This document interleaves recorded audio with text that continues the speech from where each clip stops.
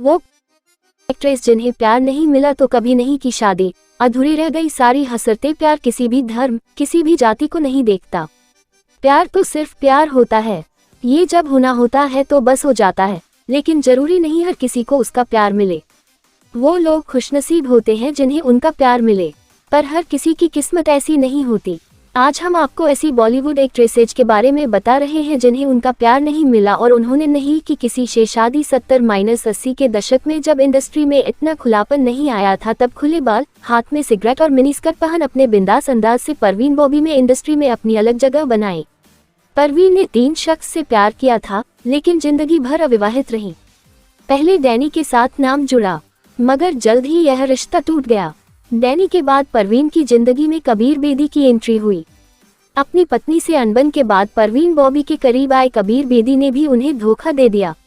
इसके बाद मशहूर डायरेक्टर प्रोड्यूसर महेश भट्ट के प्यार में गिरफ्तार परवीन बॉबी तो उनके साथ लिव इन रिलेशनशिप में रहने लगी थी। अफसोस इस बात का है, इन सारे अफेयर्स के बाद भी आखिर में वह सिंगल ही रही। इतना ही नहीं, जिंदगी के आखिरी समय में भी उनके साथ कोई नहीं था। 46 साल की तब्बू का भी बॉलीवुड में कई हीरो के साथ अफेयर की खबरें सामने आई थी।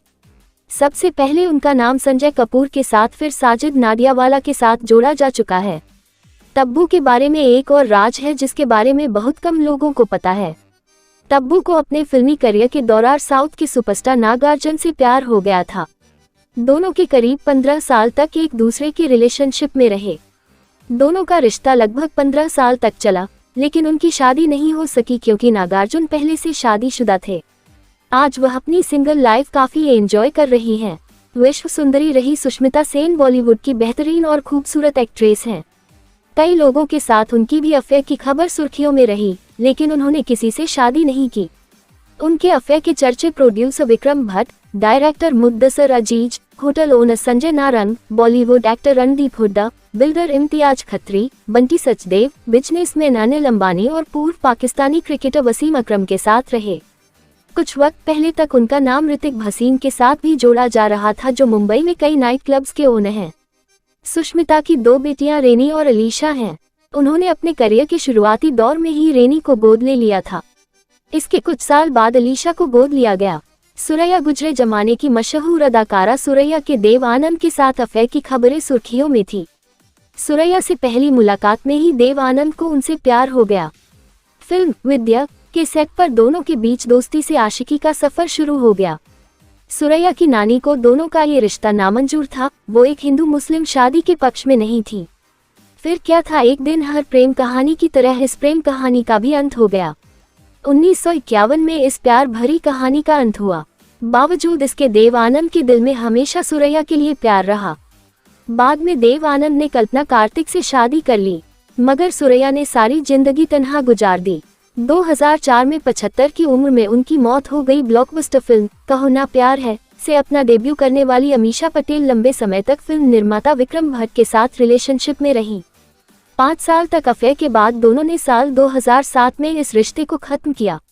इसके 1 साल बाद अमीषा कनवपुरी नामक बिजनेसमैन को डेट करने लगी थी, मगर ये प्यार भी अपनी मंजिल तक नहीं पहुंच पाया। 2010 में इस रिश्ते को खत्म करने के बाद अमीषा ने मीडिया में खुद कहा कि उन्हें शादी करने का अब तक मन नहीं हुआ। अब इतने सालों के बाद भी अमीषा सिंगल है।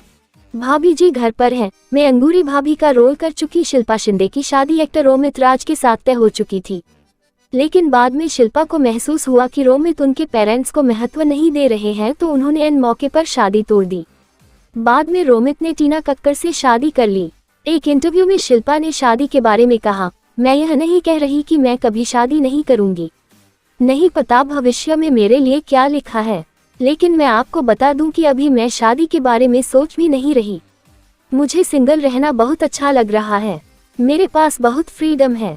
शिल्पा आगे कहती है, मुझे लगता है कि शादी बड़ी चीज है और बड़ा फैसला भी। पार्टनर और मेरी सोच मिलनी चाहिए। हमारी लाइफस्टाइल को देखते हुए वो होना बहुत मुश्किल है।